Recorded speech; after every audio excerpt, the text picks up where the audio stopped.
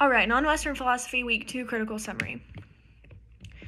African history is regarded as the beginning of time, dating to the introduction of the human species ranging from 2 to 300,000 years ago. According to early Egyptians, Africa was considered to lay to the west of Egypt and often referred to as Afri by the natives that lived in the area. Philosophy throughout Africa varies between common communication and belief patterns of that time, thus being North African and Sub-Saharan philosophy, which are both later known as classical African philosophy.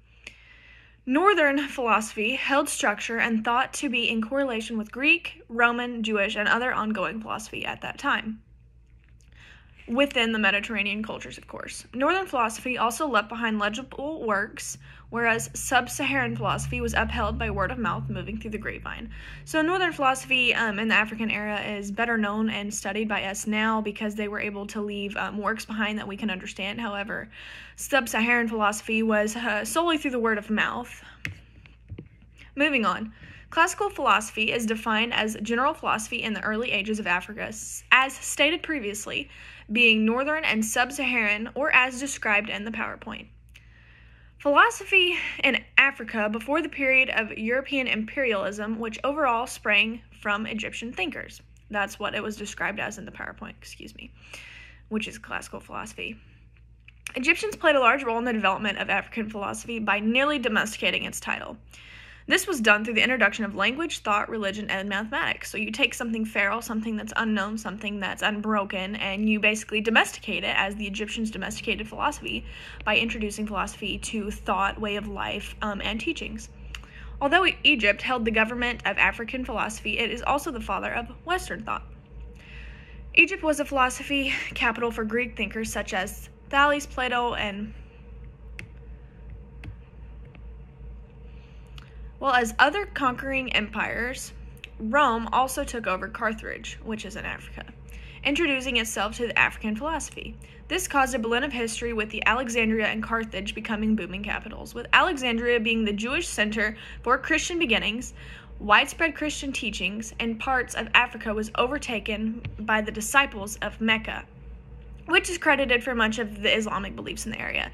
So Alexandria became a capital of Christianity, and the disciples of Mecca helped to kind of overtake and combat some of the Christianity in the area with Islamic beliefs and teachings due to their migration.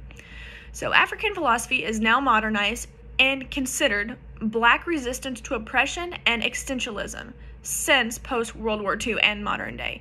But overall Black philosophy, African philosophy, is done by African Americans or African American descent of that time period.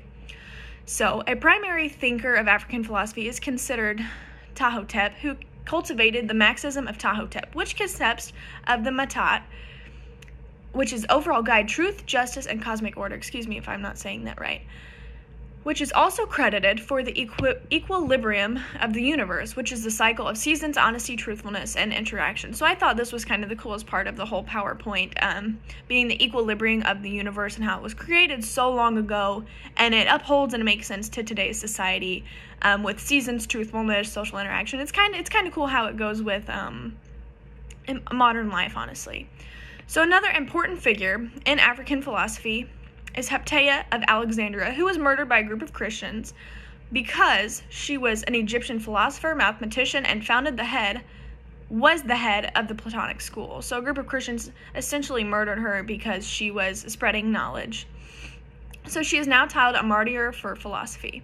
And lastly, before I move on to the discussion board, St. Augustine was deemed one of the most important figures in Christianity during this era by blending Greek and Christian philosophy together. This was kind of a way to introduce Greek philosophy and Christian philosophy as a reason to believe. St. Augustine is also given credit for the creation of sin, guilt, and repentance.